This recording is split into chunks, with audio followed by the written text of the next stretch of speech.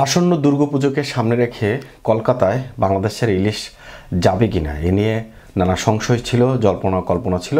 অবশেষে সেটা একটা ঘোষণা এসেছে বাণিজ্য মন্ত্রণালয় থেকে। সংবাদ বিজ্ঞপ্তিতে জানানো হয়েছে বাংলাদেশ থেকে ইলিশ যাচ্ছে কলকাতায় ৩,০০০ মেট্রিক টন। এর আগে বাংলাদেশের অন্তর্বর্তী সরকারের উপদেষ্টা তিনি জানিয়েছিলেন বাংলাদেশের মানুষ আগে ইলিশ খাবে, তারপর অন্য দেশের কথা চিন্তা করবে। তখন বাংলাদেশের মানুষ অনেকটাই ভেবেছিল যে হয়তো ইলিশের দাম এই যে মৌসুম, এখন এই মৌসুমে কম থাকবে।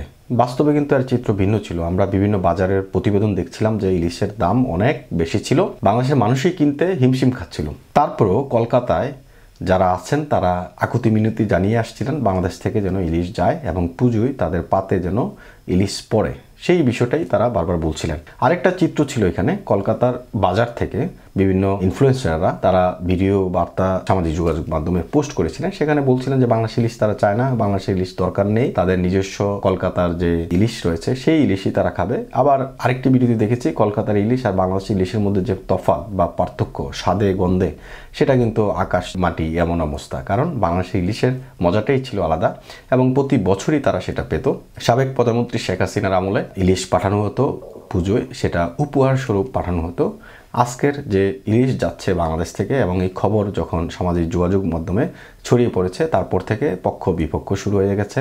বিভিন্ন লোকজন তাদের মতামত ব্যক্ত করছেন, কেউ পক্ষে বক্তব্য রাখছেন, কেউ বিপক্ষে বক্তব্য রাখছেন এবং সাবেক প্রধানমন্ত্রী শেখ হাসিনার যারা সাপোর্টার রয়েছেন তারা এক ধরনের এটাকে উস্কানিমূলক হিসেবেও নিচ্ছেন। কিন্তু বাস্তব চিত্র হচ্ছে কলকাতায় যে ৩,০০০ মেট্রিক টন ইলিশ যাচ্ছে সেটা বাণিজ্য মন্ত্রণালয় একটি প্রেস বিজ্ঞপ্তিতে জানিয়েছে এটা আসলে কোনো উপহার স্বরূপ নয়, এটা যাচ্ছে রপ্তানি হিসেবে এবং যারা রপ্তানিকারক রয়েছেন তাদের অনুরোধের ভিত্তিতে এবং যে সমস্ত শর্তগুলো রয়েছে সেই শর্তগুলো পূরণ সাপেক্ষে এই ইলিশ কলকাতায় যাচ্ছে। অবশেষে আসন্ন দুর্গাপুজো উপলক্ষে ভারতে ৩,০০০ মেট্রিক টন ইলিশ রপ্তানির অনুমোদন দিয়েছে সরকার। শনিবার ২১ সেপ্টেম্বর বাণিজ্য মন্ত্রণালয় সংবাদ বিজ্ঞপ্তিতে এই তথ্য জানায়। এতে আরো বলা হয়েছে রপ্তানিকারকদের আবেদনের বিপরীতে নির্ধারিত শর্তাবলী পূরণ সাপেক্ষে ৩,০০০ টন ইলিশ রপ্তানির অনুমতি দেওয়া হয়েছে।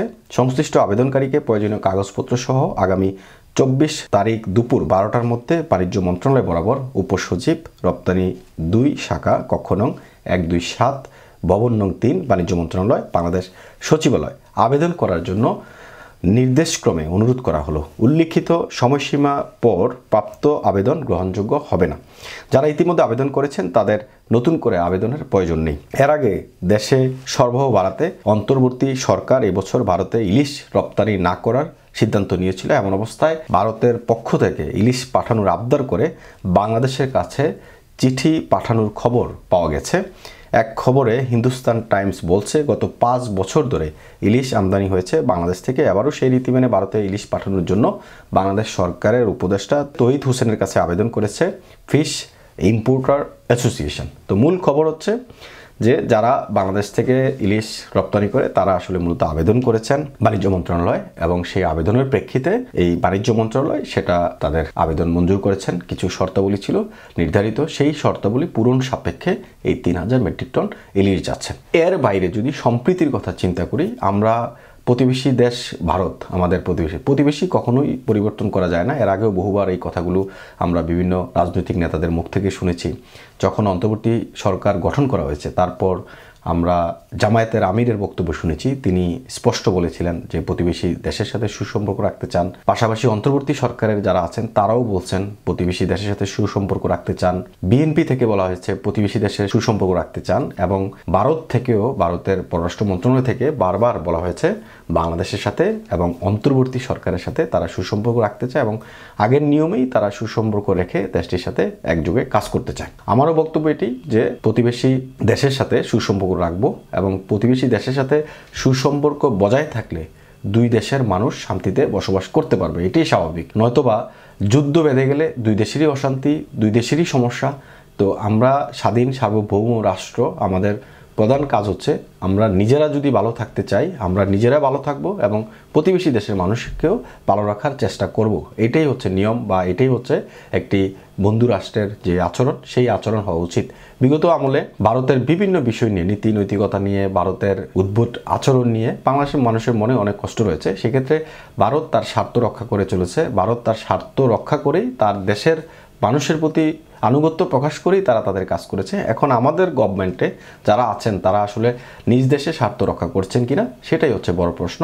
নতুন যে সরকারি আসুক, দুই দেশের মধ্যে বন্ধুপ্রতিম যে সম্পর্ক, সেই সম্পর্ক বিরাজমান থাকবে এবং নিজ দেশের, আমার দেশের স্বার্থ আমি রক্ষা করতে চাই, আর সেই বিষয়ে নতুন সরকারও সেই ভূমিকা পালন করবে, সেটাই বিশ্বাস করি।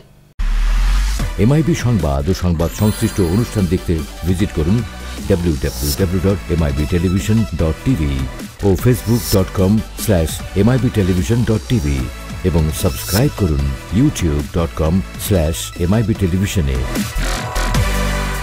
এমআইবি টেলিভিশন, সত্য খবর, সঠিক খবর।